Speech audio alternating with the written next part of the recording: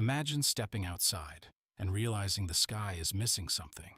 At first, nobody notices. The urban glow hides the loss. The night sky still looks vast, indifferent, beautiful, but the astronomers notice. One by one, the anchor points of the cosmos simply blink out.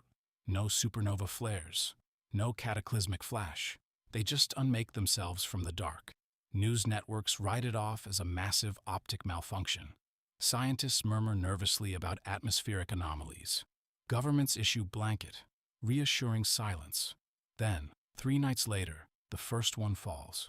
It doesn't scream through the atmosphere like a meteor. It doesn't burn with friction.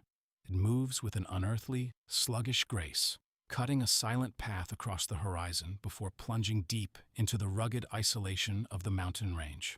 By all physics, the impact should have cratered a continent. Instead, there is no shockwave, no firestorm, only an absolute, suffocating silence. No one knows it yet, but humanity has just crossed a threshold it can never walk back from.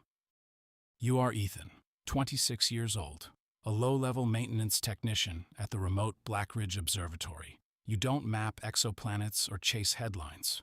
You fix the glass, grease the gears, and make sure the people who do matter can look out into the dark. But tonight, the machinery is fighting back. Scope 4 refuses to calibrate, not because of a loose wire or a dirty lens. It's actively resisting your inputs. Locked onto a trajectory of its own, you yank the power cables. The monitors go dead for a second. Then, they flash back on. The coordinates recalculate. It isn't a glitch. It's tracking something. Something hurtling across the vacuum of space, adjusting its heading, directly toward Earth. Dawn brings no relief. Only thunder rotors. Military choppers ring the observatory ridge. Within minutes, every cell phone flatlines. The local network vanishes. Men in unmarked, obsidian uniforms flood the compound, carrying gear that looks like it belongs to the next century. No badges, no names, just a single, stamped insignia, a circle cradled by 7 tiny stars. They scour the servers. Every hard drive is stripped, every celestial log scrubbed clean. When the lead astronomer steps forward, demanding answers, a single officer leans in and murmurs, "You were never supposed to see the math." By sunset, the facility is locked down and empty. Officially, nothing happened. Unofficially, the world is being blindfolded. You refuse to let it go.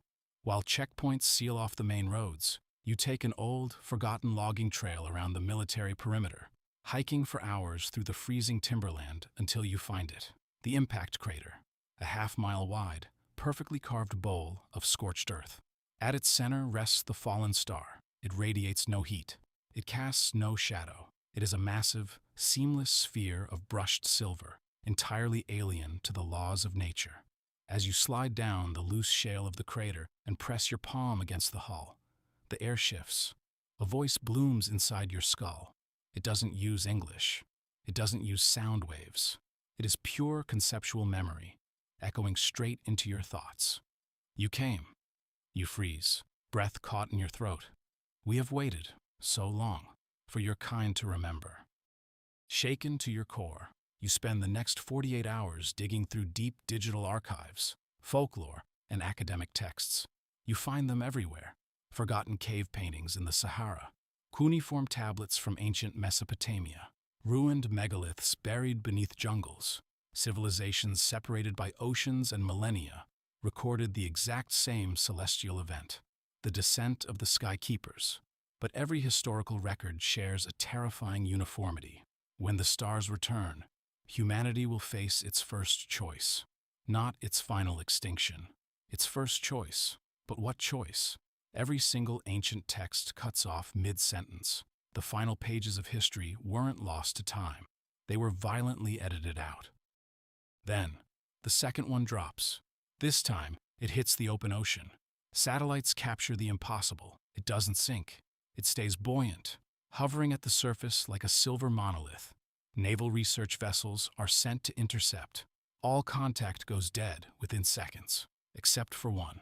A rescue chopper manages to beam back a corrupted 6-second file before its transmission flatlines. The video leaks onto a dark web forum for a brief window before algorithmic scrubbing strips it from the web. But you saved it. In the footage, the silver object doesn't drift with the waves. It shifts, slowly, deliberately, turning its face directly toward the screaming camera. Following hidden indexing tags embedded in the video file, you return to the first crater under cover of night. This time, the monolith is changing. The smooth silver skin begins to fracture into geometric patterns, bleeding intricate, glowing blue symbols, the exact glyphs carved into temples older than civilization. You place your hand against the metal again. A violent vision shatters your senses. You see Earth as it was millions of years ago, choked in primeval mist. The night sky isn't dark. It is packed with thousands of glowing lights. They aren't arriving. They are leaving. The truth hits you with the force of a physical blow. The stars were never stars. They were interstellar arcs. An ancient progenitor species placed themselves into deep cryogenic stasis, waiting eons for humanity to evolve enough to understand them. The lights in the night sky were never distant suns. They were guardians, waiting.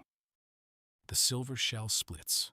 No explosions, no mechanical groans. It peels back like a blossoming flower. Inside, there are no engines, no wires, no pilots, just an endless, vertical threshold of blinding, soft light that stretches into infinity. A single figure steps forward onto the scorched earth, tall, silent, and structurally alien.